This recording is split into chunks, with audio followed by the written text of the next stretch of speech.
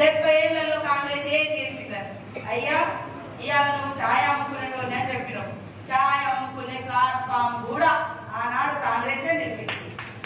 ఇవాళ ఛాయ్ అమ్ముకొని ఒక ముఖ్యమంత్రి అవ్వడానికి, ఒక ప్రధానమంత్రి అవ్వడానికి ఆ స్వేచ్ఛనిచ్చే రాజ్యాంగాన్ని రచించింది కూడా కాంగ్రెస్ ప్రభుత్వమే.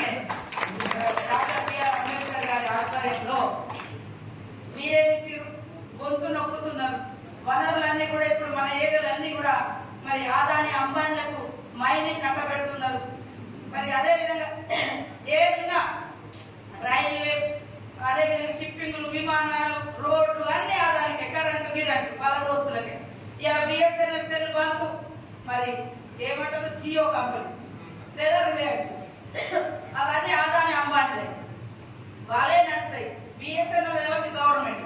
LIC government. ఇవన్నీ మూతేయాలి, వాళ్ళ కంపెనీలు తీసుకురావాలి. ఇట్లాంటి వ్యవస్థ నడుస్తుంది. రాబోయే కాలంలో బీజేపీ లాంటి ప్రభుత్వాలు ఉంటే ఏ పిల్లవాడికి కూడా గవర్నమెంట్ ఉద్యోగం రాదు. అది పక్కా చెప్తుంది.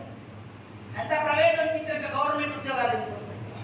కాంగ్రెస్ ఉన్నప్పుడు గవర్నమెంట్ కంపెనీలు ఉండేది, గవర్నమెంట్ ఉద్యోగాలు ఉండేది.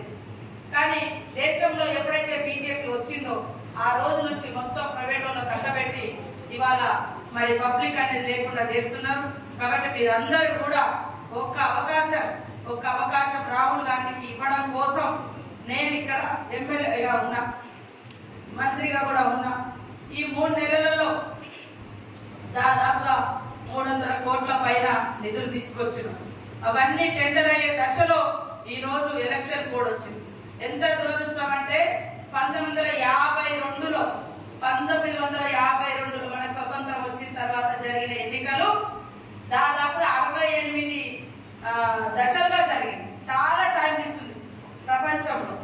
ఆ తర్వాత అంత ఎక్కువ టైం తీసుకునేది మన ఈ ఎన్నికలే. 7 దశలే కానీ దాదాపు 70